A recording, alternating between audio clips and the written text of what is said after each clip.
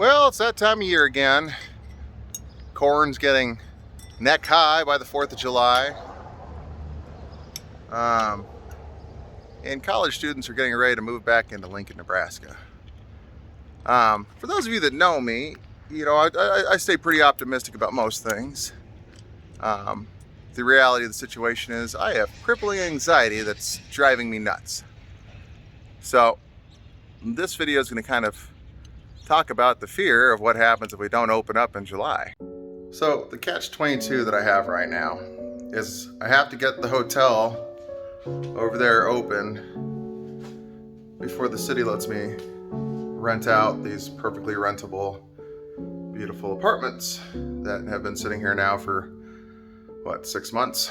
The problem is, if we don't pass our inspection this next time around, next week, the whole thing that they were talking about changing the customer base isn't really going to be able to be applicable. I mean, we literally, if we want to get college students out here, we have to be able to open up this side like now. Otherwise, we're going to have to open up and try to make money, which is the whole problem that this property has been in for the last decade, just trying to get by. Now's not the time to explain my rationale about why I remodeled in the way I did and why I chose to take 7 years to do it. A lot of it has to do with money. And one of the harder things I'm having to try to face right now is it worth it?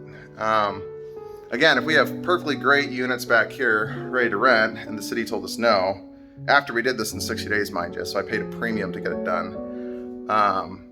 And the city changed their mind, are they going to change their mind again about the main hotel? Is it all just for naught? As I miss my children grow up, as I camp out in Lincoln, Nebraska, took a $500,000 loss last year. Some of that was due to COVID. Yeah, sure, I get it. But it also means that I can't qualify for a house right now in Eagle/Lincoln until this place is open. So that's unfortunate, because it would be nice to be around my family. Some of you guys can do the whole years apart thing, but to me, I think I'm at my breaking point. I'd like to open up. I'd like to just get at least this side of the property going.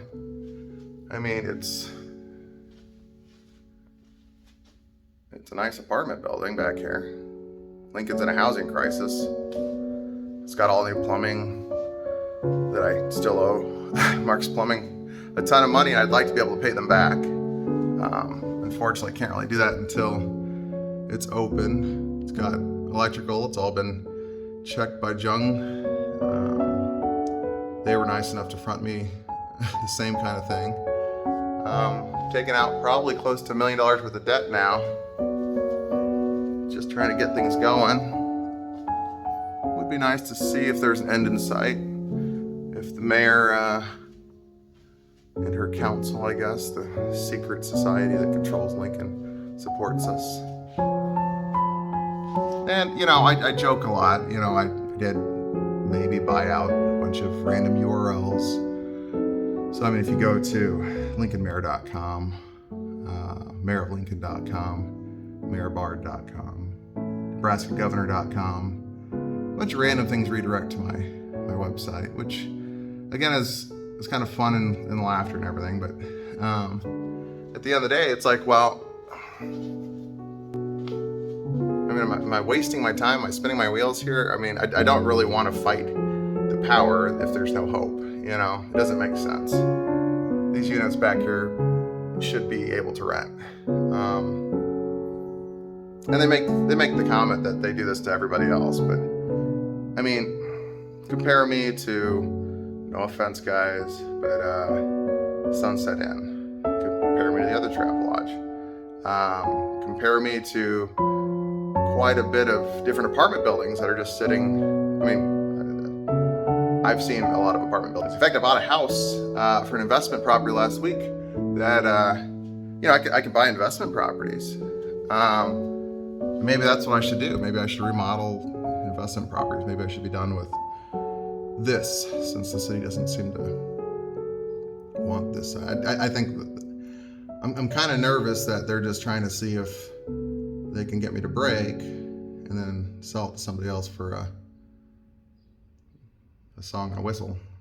How do they say that? Song. Anyhow, giant rant about how this property is just sitting here, how I'm missing time with my kids, and how I'm questioning if it's even worth it.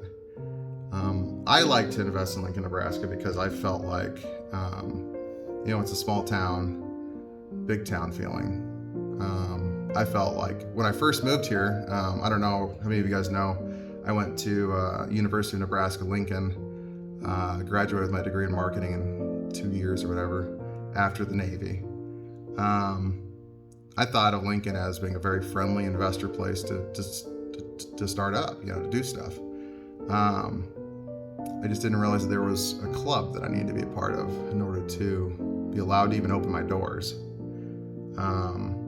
Again, I also lived on the south side of Lincoln. I had no experience with the north side, and I get that north side is changing, and I'm hoping to be part of that change, but you gotta let me open the dang doors. You gotta make some income. Not sure what else this is except for like a rant, just hoping that next week's inspection, they say, okay, Paul, it's better than it was when we shut you down. I mean, I don't know how they could argue that it's not. I feel like it's a lot better than even when I bought it 7 years ago. And we'll have a separate team managing this back property. We have the KW Elite team. We have the Premier Property Management team that's going to be managing this back half of the property. And our goal is to subdivide it so that way it's 2 separate properties at some point. But again, it takes money. And then I have Travelodge, Wyndham. It's going to be taking over the ugly motel over there. Obviously, they won't let me call it the ugly motel once I open up. But with their expertise, now that we finally got qualified, it's interesting. The same year that I got qualified to be Wyndham, and the same year that they decided to double my taxes, saying that the property is now worth like $4 million, is the same year that they shut me down because it hasn't improved. So, people have asked why I haven't done the windows yet on the outside of the building. 2 reasons. One, it costs money, and lumber prices are crazy high right now, and so it makes sense to wait until they normalize. And then 2, people are going to break in, or at least be able to, I don't know, it's a security thing. It's probably a paranoia thing. I don't know. It probably doesn't make sense. But my intention, if they give me the go-ahead to open up, is going to be hand this property over to the property managers and let them go to work trying to get college students in here, and they'll 100% be in charge of this side, and we'll start the subdivision thing, and I can now borrow for this side of the property. And then we'll keep working with Wyndham on what they want for us to open up on that side. Again, there's a lot of things I want to do, but I hate the idea of rushing it and then getting stuck in the situation where we half did it, and just, if the units are deemed livable, if they're deemed, they have all new door locks, they have all new carpet, they have all new everything. Besides the furniture. The furniture is the old stuff, but again, I'm probably going to change that out if I get, actual cash flow.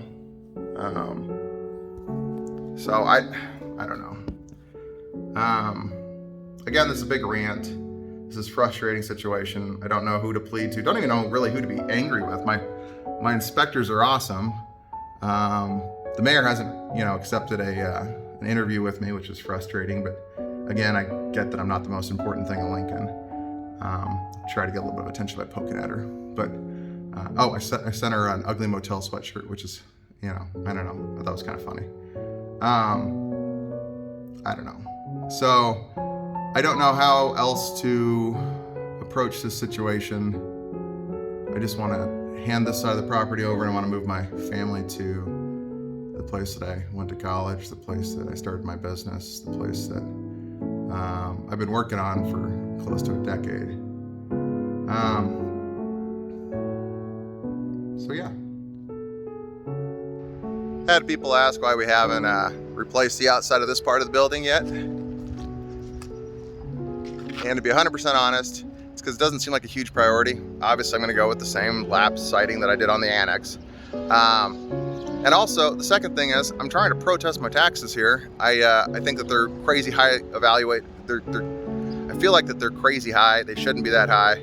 So as long as the outside seems a little bit ugly, hopefully they'll consider that and they'll let us open. Obviously, again, it's a money issue. What the heck? You can only be open for so long and justify things like this over functional things. I mean, I don't know. If this ugliness is a reason to have us shut down, that's frustrating. Again, I can make it look pretty. Notice my camper. It's a great way to block off traffic. Anyhow, we can make the buildings look pretty, and the inside is now 100% brand new. One of the Wyndham's things was they had me replace a bunch of P-tacks, which was not exactly cheap.